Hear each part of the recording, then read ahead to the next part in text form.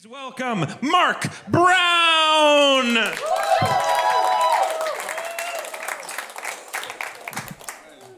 I'm gonna be honest with you guys. I'm about as high as the price of a top-notch prostitute right now. No, but did y'all know they selling weed next door? Anybody? Y'all know? Oh, so I'm not the only one that's high. That's good. Shit. No, I was outside, smoking, and I forgot what I was here for. I was like, shit, I better get on stage. Nah, but let me look around. Man, there's a lot of white people in here. I just got nervous. Shit, I had a lot of Donald Trump jokes, but I keep them to myself. I don't want to get anybody upset. No, I'm just saying, because if a race war breaks out, who's gonna get fucked up first? Me. No, but it's not like it's a lot of white people. It's just not a lot of black people in Portland, because I moved here from Georgia, and when my plane landed at PDX, I looked out the window and I noticed a lot of white people outside the window, and I was like, shit, that's not how it is in Georgia. Back in Georgia, when I looked out my plane window, black people were doing backflips off the wings. There's been black people everywhere.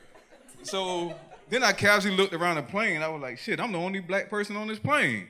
So I can imagine what the passenger was thinking. They were like, hey, honey, that guy's on the wrong flight. Detroit is that way. He shouldn't be here. So I was like walking around the airport, and I still didn't see not one black person. Then I got really paranoid, and I was like, shit, let me try to sneak out of here tiptoe, because I felt like I wasn't supposed to be there. So, but it was too late. I could hear the whispers in their head, like, we see you, you black motherfucker. I was like, damn.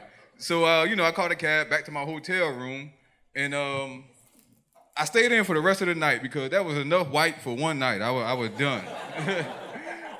No, but by the next day, I found myself standing on the corner, shaking like a crackhead, looking for black people. Like, where's all the black people? I heard, I'm watching all the cars go by, and I heard this one guy yell out the window. He was like, hey, somebody sell that guy some crack. I was like, fuck you. I was like, I don't want crack, I want black. Yeah, all the hardcore drug users get that joke.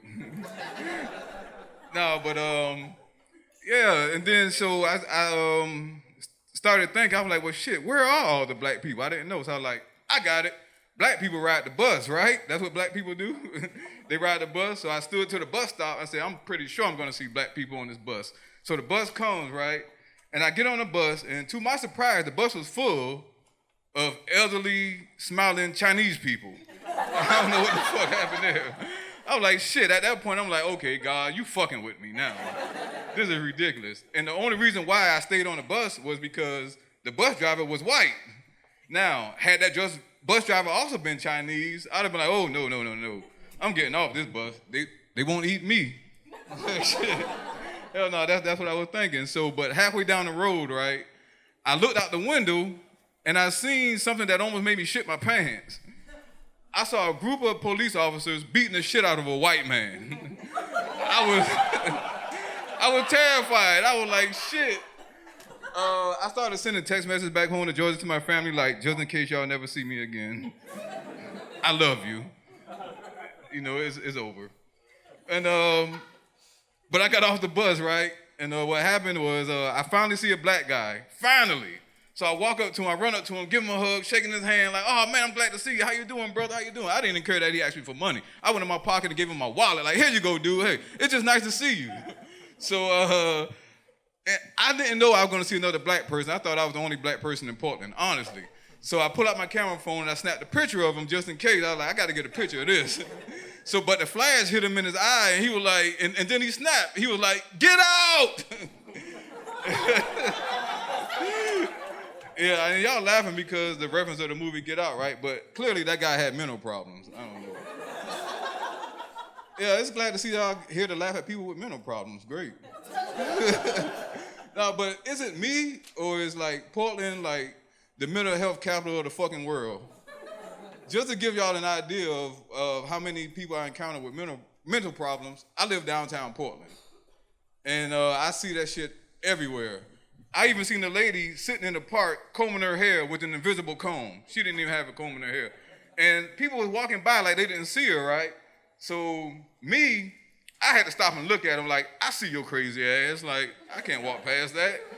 And she got irritated, right? And got up and then put her invisible comb inside her invisible purse and walked off.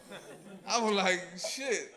So yeah, but there's mental crazy people everywhere out there. Y'all see them, right? Y'all see them?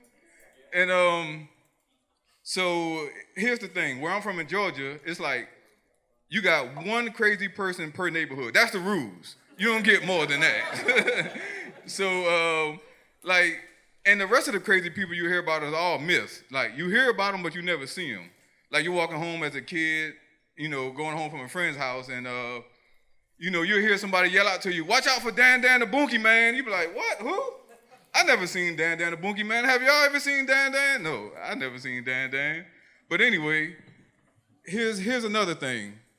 I work with crazy people. They you know, come to the job, and I'm wondering, how do they get hired? Those same crazy people get hired at the job. Some of y'all probably work with them. You're like, how the fuck did they get this job? This shit's weird.